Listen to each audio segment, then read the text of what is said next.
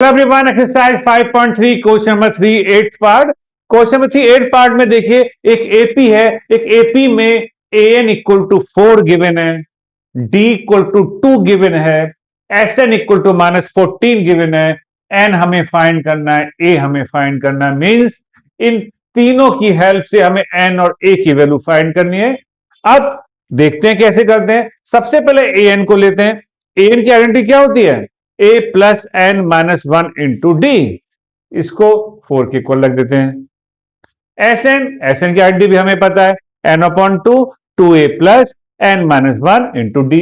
उसको -14 के इक्वल रख देते हैं। इन दोनों से कुछ रिजल्ट निकल के आएगा जो यहां तक हमको पहुंचाएगा। कैसे? देखिए, सबसे पहले हमने ए एन लिया, तो हमने लिखा a plus n minus one into d. ठीक, अब यहां पर हमको इस डी की वैल्यू गिवन है, अप्लाई कर दीजिए।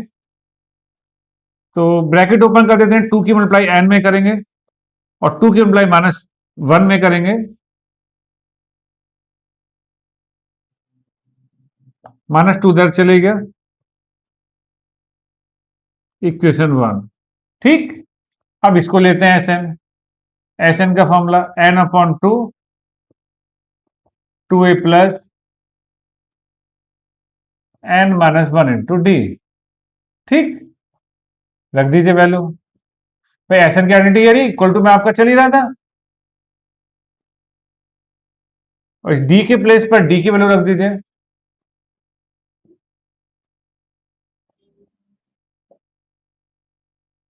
Two n minus two. जितना इजी हो सकता है उतना करते रहिए, कोई दिक्कत नहीं है।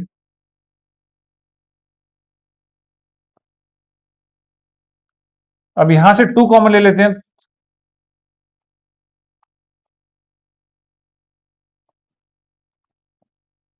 ठीक, अब एक काम करते हैं, यहां से चलिए एक इक्वेशन तो एन, वैसे तो ब्रैकेट भी ओपन हो सकता है, लेकिन एक काम कर देते हैं, इस फर्स्ट इक्वेशन से ए की वैल्यू फाइंड कर लेते हैं, 6 माइनस टू एन, है ना। 2 इधर ले जाएंगे, 6 माइनस टू एन, तो इस ए की वैल्यू को उठा के यहां रख देते हैं।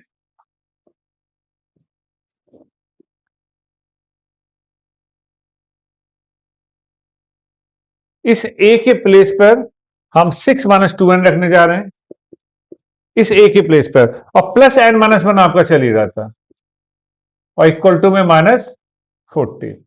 ठीक, यहां तक तो कोई प्रॉब्लम नहीं है।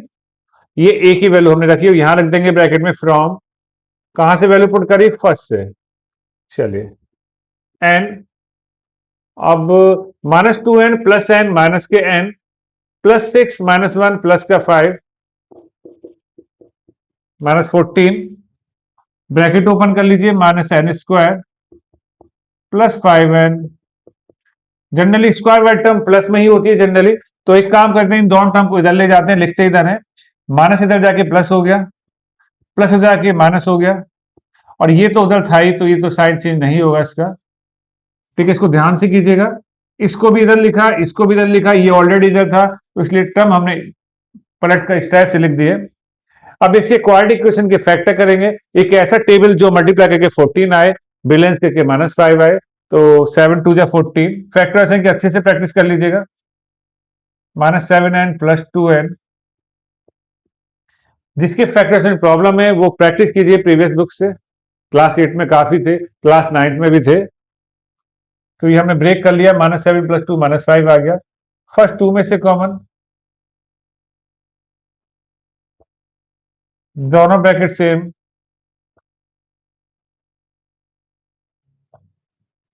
ठीक, जब इसको 0 के इक्वल रखेंगे तो n इक्वल टू 7 मिलेगा, और जब इसको 0 के इक्वल रखेंगे तो n इक्वल टू क्या मिलेगा? -2। और -2 को आप कर दीजिए नेग्लेक्ट। क्यों कर दीजिए? क्योंकि नंबर ऑफ टर्म कभी भी माइनस में नहीं होती, ना ही फ्रैक्शन में होती, तो माइनस में तो आएगी, नंबर ऑफ टर्म नहीं आएगी कभी भी, तो इसलिए इसे नेग्लेक्ट कर दिया। तो n क्या लेके चलेंगे? 7, यानी n की वैल्यू हमारे पास क्या निकल के आ गई? 7। इसका तो काम बढ़िया हो गया। अब a निकालना है, a की वैल्यू यानी फाइंड करने के लिए ये जो n की वैल्यू यहां रख दीजिए, यहां लिख देते हैं फ्रॉम फर्स्ट 6 माइनस 2, और इस n के प्लेस पर n आया था हमारे पास 7,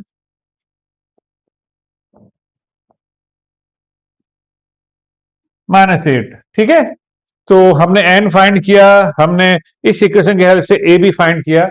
तो यही दो टर्म हमें फाइंड करनी थी, इन दोनों की वैल्यू हमने फाइंड की। मैं भी समझ में आ गया होगा। फिर भी कोई प्रॉब्लम रही हो तो वीडियो को फिर बैक करके देखिए, 100% समझ में आएगा। फिर भी कोई प्रॉब्लम हो तो कमेंट बॉक्स में कमेंट कीजिए, सॉल्यूशन जरूर मिलेगा। बने रहिए हमारे साथ, करते रहिए प्रैक्टिस। Thank you.